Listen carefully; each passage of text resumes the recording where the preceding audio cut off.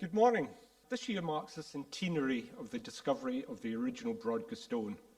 And in reporting this discovery, local antiquarian George Marwick wrote the prophetic words, "There's no richer field for the antiquarian than the parish of Ness, where there appears to be no better part than the farm of Brodgar, on which to unearth some relic of a bygone age."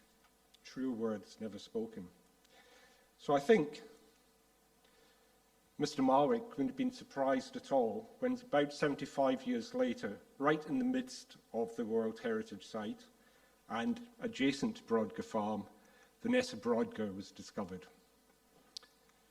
Over the last 20 years, excavation has revealed a unique, deeply stratified, multi-phased Neolithic complex of monumental buildings covering over 2.5 hectares. But the excavation still represents less than 10% of the total site. So plenty left for future generations if anybody would so wish to take it over. The Ness has revealed a whole sequence of structures, more like a Middle Eastern tell site. Structures built one on top of the other, sometimes incorporating architectural elements from earlier buildings, and gradually the accumulation of over 4 meters of stratigraphy, comprising of structures, collapse, midden, rubbish, etc. The C14 dates show activity throughout this period, maybe not continuous, but from about 3,500 to about 2,300 BC, a time of dynamic, evolving society, and many of these changes in society reflected in our discoveries at the Ness. But what was the Ness? Well, there's no easy explanation, because its meaning, its function would have changed and developed over the 1,000+ years it was in use.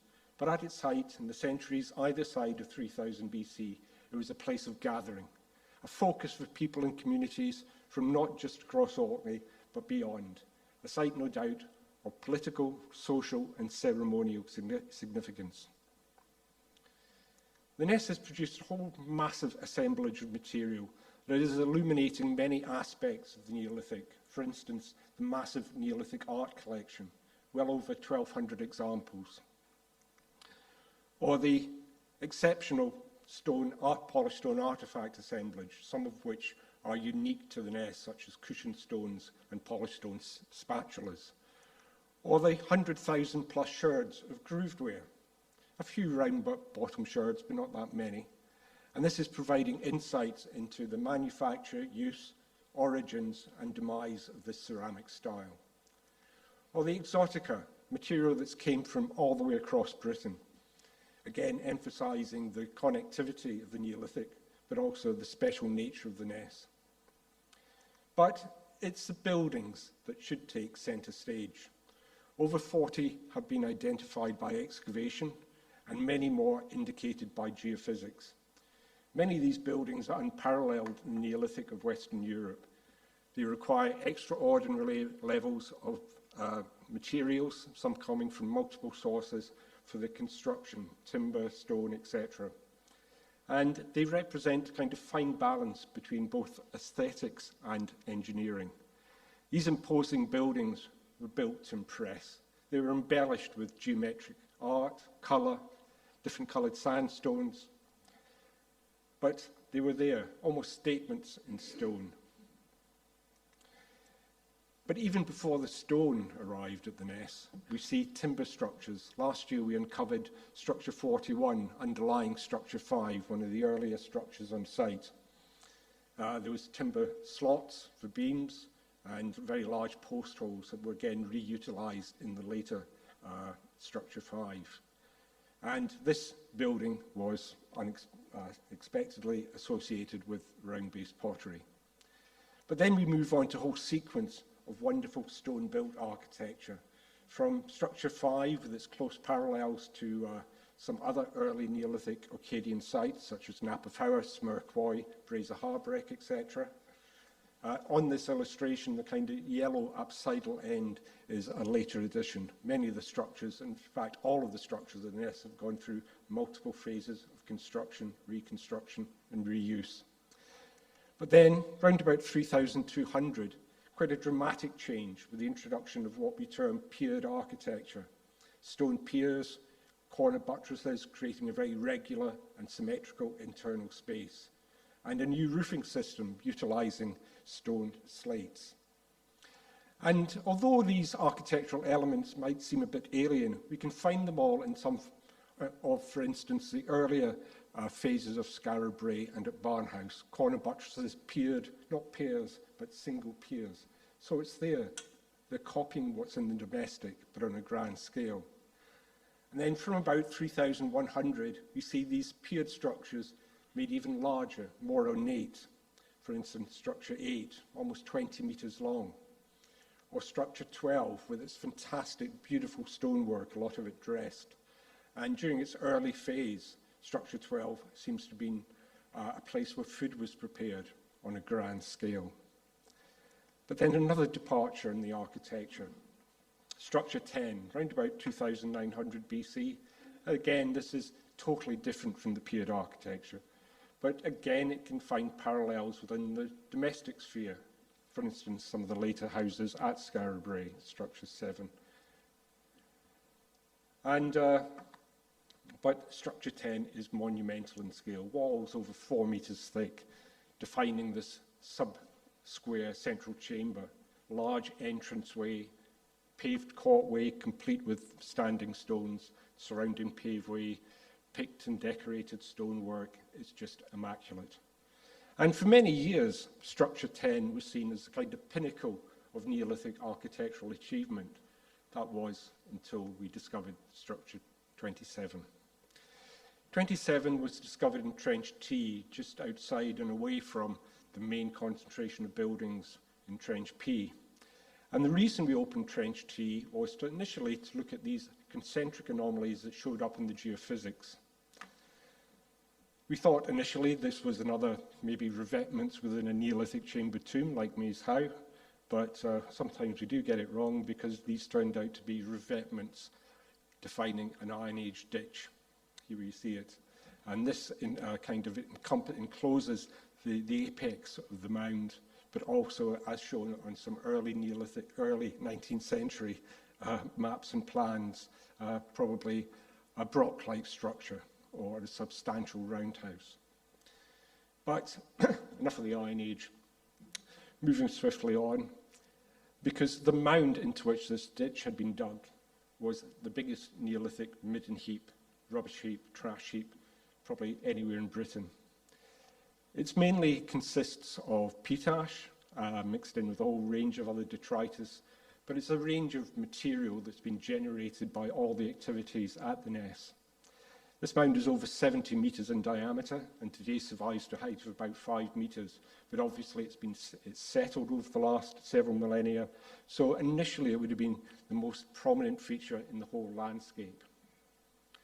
But this is not just a rubbish heap, we think. This is a statement being made by the Neolithic people, saying, look at us, this is a reflection of the status of the Ness. But it was underneath this midden heap that structure 27 started to reveal itself. Initially, just a single standing stone, orthostat, discovered in one of the slot trenches we put through the mound.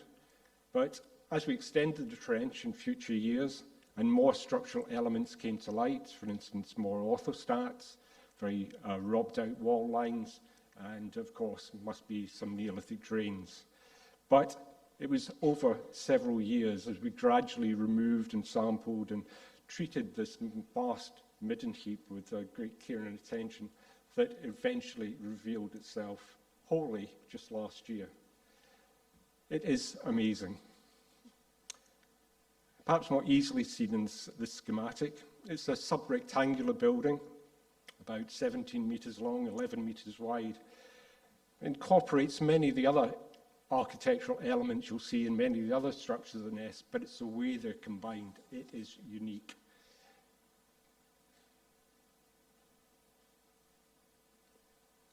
Although the walls had been very badly robbed out, we had hoped, high hopes, that in fact maybe where the midden heap was deeper, it gave it more protection.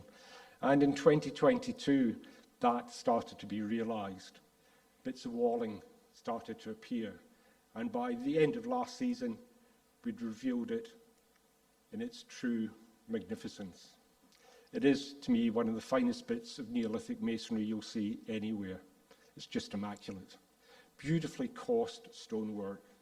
And one of the reasons this is possible with structure 27 is that all the stone, all the rock, comes from a single quarry. Because all the other buildings of the Ness are kind of a mixture from several different quarries, or probably from robbing from other structures. But when you start to dissect this piece of walling, it's got many other attributes. It's not quite vertical. It's got very gentle inward batter, deliberate. And also when you look along its length, it's not straight, but it's a deliberate, gentle curve to it. This gentle curve is mirrored in the edge of the outer pavement that runs around the building, but also in the slight misalignment of the internal wall faces.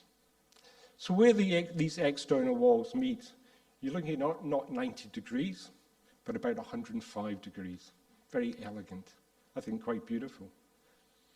And about the only other place where you'll see similar masonry is at the chamber tomb at How of How that was excavated by Beverley Ballin Smith.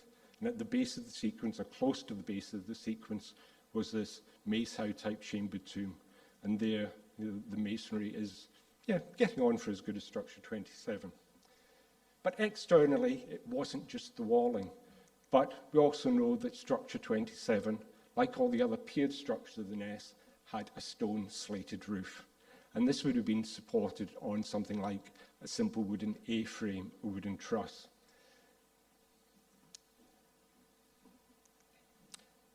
The use of stone slates was first recognised in structure 8, where we encountered a horizon of flat stone slabs across the floor of the building. And by carefully recording all of these and doing various types of analysis, we saw that these represented a collapsed stone flagged roof. And this technique hasn't really changed in Orkney for the last 5,000 years. You can still see it being used today.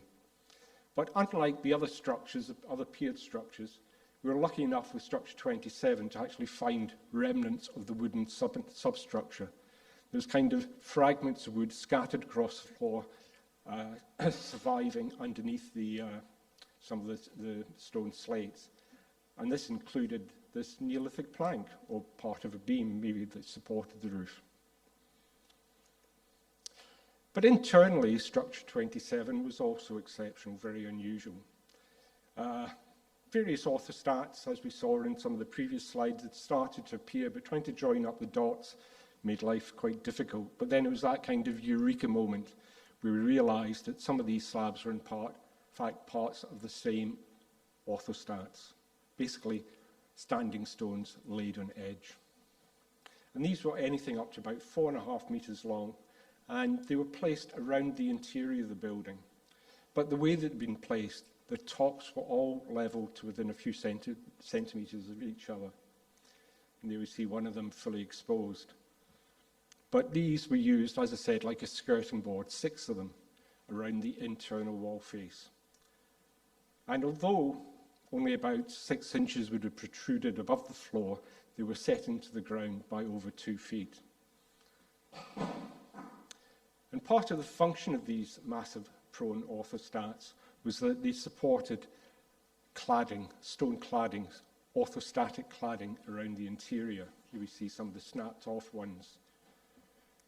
So when you viewed structure 27 from the entrance, this is what it would have looked like, maybe slightly simplified, but this gives you the general idea.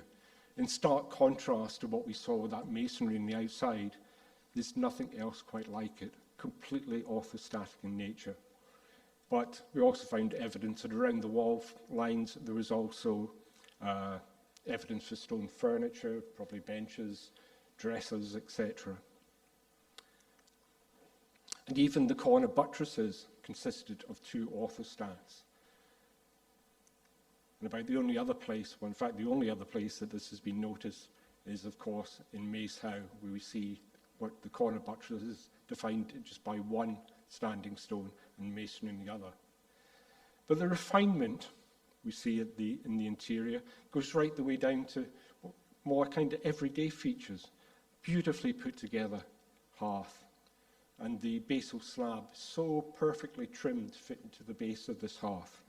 and even the ceiling slab that was laid over the top of the ash deposits was equally perfect in its size and preparation.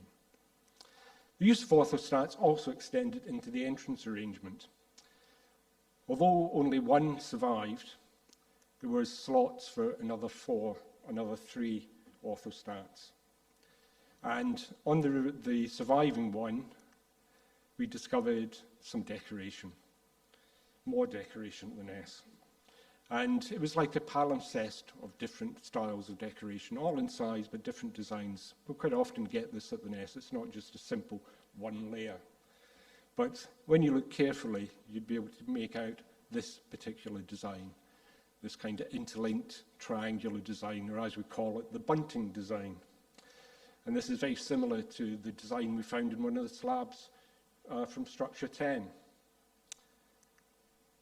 Externally, the entrance was further enhanced by 2 standing stones flanking the entrance, very similar to the ones we'd found outside the entrance to structure 12. But you might expect that the alignment of the entrance would be something specific, maybe celestial event, east, west, north, south. Well, the sun at midsummer, the rising sun, does kind of skim across the horizon and would have illuminated the interior. But it's the alignment of the whole building across its diagonal exactly, or almost exactly, east-west. Coincidence? Don't think so.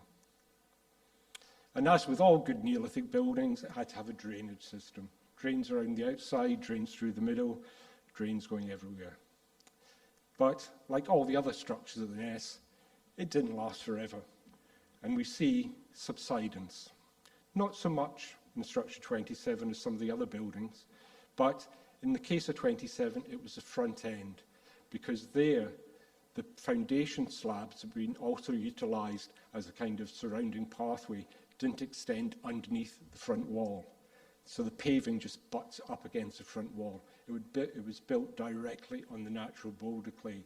So this resulted in the whole front wall just starting to slump over slightly. And in its abandonment, or perhaps deliberate decommissioning eventually, we see, very similar to structure 10 again, the deposition of animal bone. Large quantities of it around the outside of the building, just like structure 10. But unlike structure 10, also large deposits deposited across the interior of the building.